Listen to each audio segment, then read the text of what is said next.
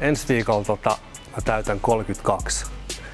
Eli tosiaan 10-vuotiaana aloittanut, niin on tässä nyt muutama vuosi tullut niin kuin reenattua, mutta on myös taukojakin ollut. Että tuossa oli kilpailusta semmoinen 7 vuotta taukoa, tuli oltu linnassa ja sitten oli loukkaantumisia ja vähän kiinnostus lähti.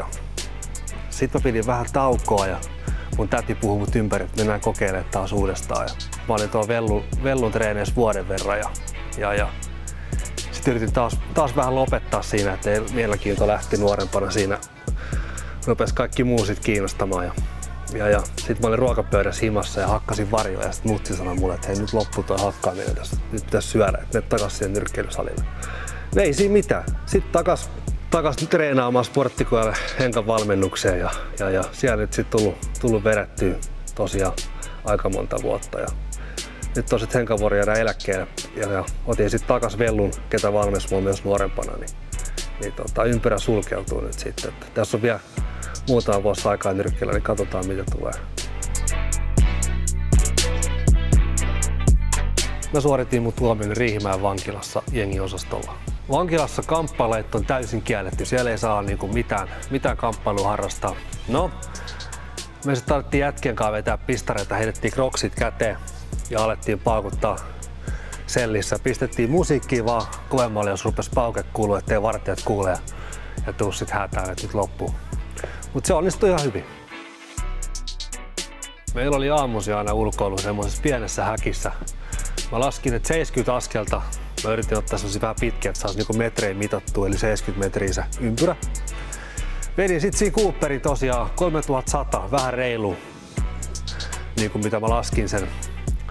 Ja voin sanoa, että oli muuten polvet kipeänä, kun juokset pientä ympyrää koko aika.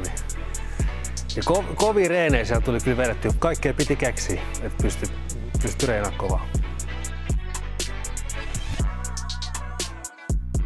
Nuoruudesta sellainen tarina.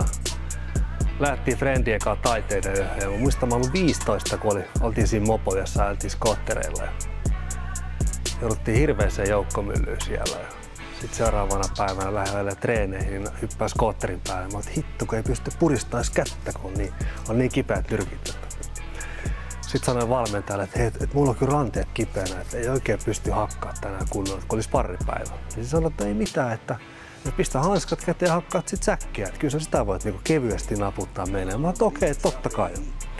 No mä yritän pistää hanskoja käteen. Eihän mulla mene hanskat käteen, kun kädet on niin kovasti turvannut siinä.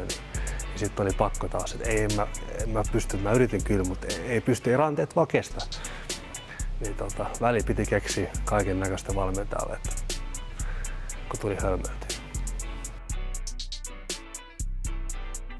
Mulla on ollut haaveena se ammattinyrkkeily ja päästä siinä pitkälle. Ja sitä linnasta käsin oikeasti voi harrastaa. Eli se elämä on täällä siviilissä. Ja samoin myös perheelle ja läheisille on tärkeää, että haluaa olla niiden kanssa ja niiden lähellä ja elää tätä elämää niiden kanssa.